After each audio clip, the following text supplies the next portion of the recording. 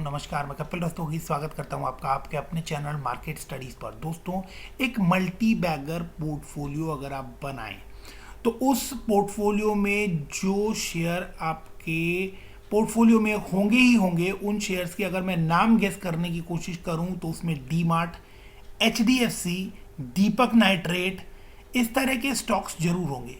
तो उस स्टॉक्स को, उस पोर्टफोलियो को कंप्लीट करने के लिए एक स्टॉक है डीवीज लैबोरेटरीज लिमिटेड।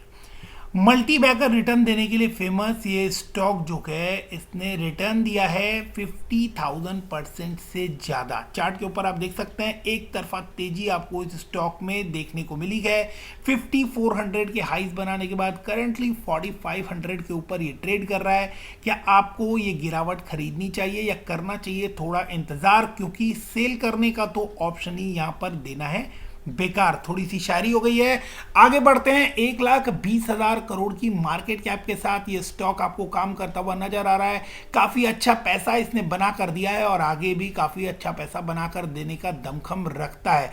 कोविड की कंडीशन जिस तरह से अब हमारे जीवन के साथ जुड़ गई है, ऐसे में फार्मा लेबोरेटरीज के जो स्टॉक्स हैं वो आपको डेफिनेटली तेजी में आते हुए दिखाई देने वाले हैं। जितना मल्टी बैगर रिटर्न ये दे चुके हैं, इससे 10 टाइम्स 100 टाइम्स रिटर्न जो है ये आपको फ्यूचर में देते हुए दिखाई देने वाले हैं। बट इस तरह के रिटर्न पाने के लिए आपको ये पेन भी बर्दाश्त करना पड़ेगा। ये देख सकते हैं आप कि यहाँ से इस स्टॉक ने तकरीबन 15% 20% के आसपास गिरावट दिखा दी है। तो अगर आप इतनी बड़ी बड़ी गिरावट देखने के लिए रेडी हैं, यहाँ पर आप देख सकते हैं 53% की गिरावट है। तो दोस्तों, ये कहना बहुत आसान है कि लॉन्ग टर्म के लिए इन्वेस्टमेंट किया है, हम तो लॉन्ग टर्म के लिए स्टॉक होल्ड कर रहे हैं। बट जब अपने स्टॉक्स 50% से ज़्यादा की गिरावट दिखा देते हैं, वॉरेन बफेट ने भी ये कहा कि 50% तक आप अगर अपने स्टॉक में गिरावट देख सकते हैं तो ही आपको इन्वेस्टमेंट के लिए जाना चाहिए। बट कुछ स्टॉक्स जो हैं वो 50% से भी ज़्यादा गिरावट दिखाने के बाद आप देख सकते हैं कि उसमें किस तरह की तेजी आपको देखने को मिलती है। तो स्टॉक्स अगर आप पढ़ लिख कर, समझदारी से और देखकर समझकर अगर आप स्टॉक ले रहे हैं तो आप उसको होल्ड करने की कैपेसिटी भी रखिए, अपना रिस्क एपेटाइट मजबूत रखिए।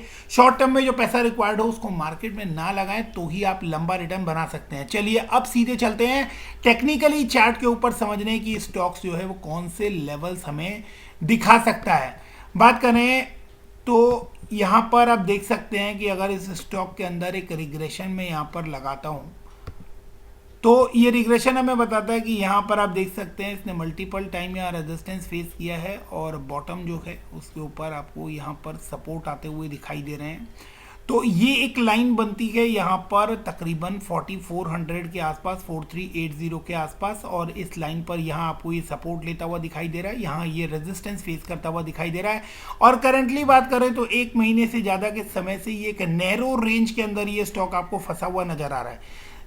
अब यहाँ इसके अंदर एक ब्रेकआउट का लेवल है। ये जो लेवल है जिसके ऊपर ये रेजिस्टेंस फेस कर रहा है, ये एक्चुअली एक रेंज का ब्रेकआउट है, जो ब्रेकआउट अभी तक इसने नहीं दिया है।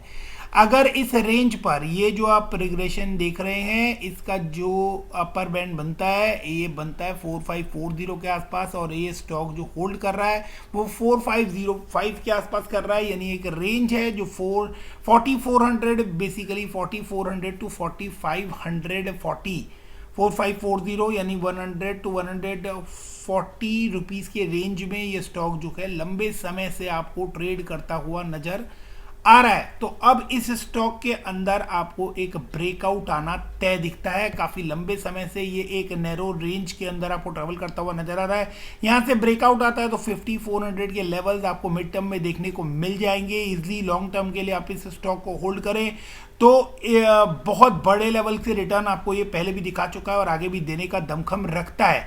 एक स्ट्रॉन्ग सपोर्ट आपको 4400 के आसपास मिलता है, क्योंकि उस टाइम उस लेवल के ऊपर इसने पहले भी सपोर्ट और रेजिस्टेंस फेस किया हुआ है। तो ये एक स्ट्रॉन्ग लेवल की तरह, एक सपोर्ट लेवल की तरह इसको होल्ड करने वाला है। तो यहाँ पर आपको जो डाउन साइड है वो बहुत कम नजर आ रहा है। एक और आपको यहाँ पर नजर आ रहा है कि इस लेवल के ऊपर इसने सपोर्ट लेकर आगे बढ़ना स्टार्ट किया है। तो सपोर्ट का जो लेवल है वो आपको और भी नियर बाई आता हुआ दिख रहा है। अब आपको 4470 के आसपास भी एक सपोर्ट इसके अंदर बनता हुआ नजर आएगा, जिन लेवल से ये वापिस रिकवरी लेता हुआ दिखाई दे सकता है। वन से आपको इस रेंज को यानी कि 4540 की रेंज को तोड़कर ऊपर अपसाइड क्लोजिंग देना स्टार्ट करता है, सस्टेन करता है इसके ऊपर, तो आपको इसके अंदर बड़े लेवल्स देखने को मिलने वाले हैं। फ्रेश कमजोरी अगर आपको इसके अंदर देखने को मिलेगी तो 4380 के नीचे ही इसके अंदर फ्रेश कमजोरी देखने को मिलेगी। तो लेवल्स जो हैं फिर आपको इसके अंदर 3900 तक के देखने को मिलेंगे।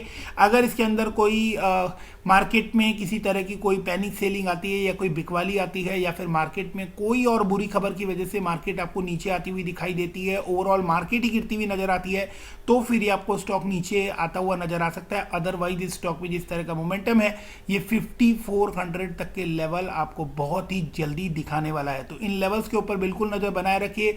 अपने फाइनेंशियल एडवाइजर से बात करने के बाद ही किसी तरह का कोई स्टेप लें। अपना रिस्क एपेटाइट जरूर चेक करें लॉन्ग टर्म इन्वेस्टमेंट करने से पहले। तो मिलते हैं अगले वीडियो में, तब तक के लिए थैंक यू वेरी मच।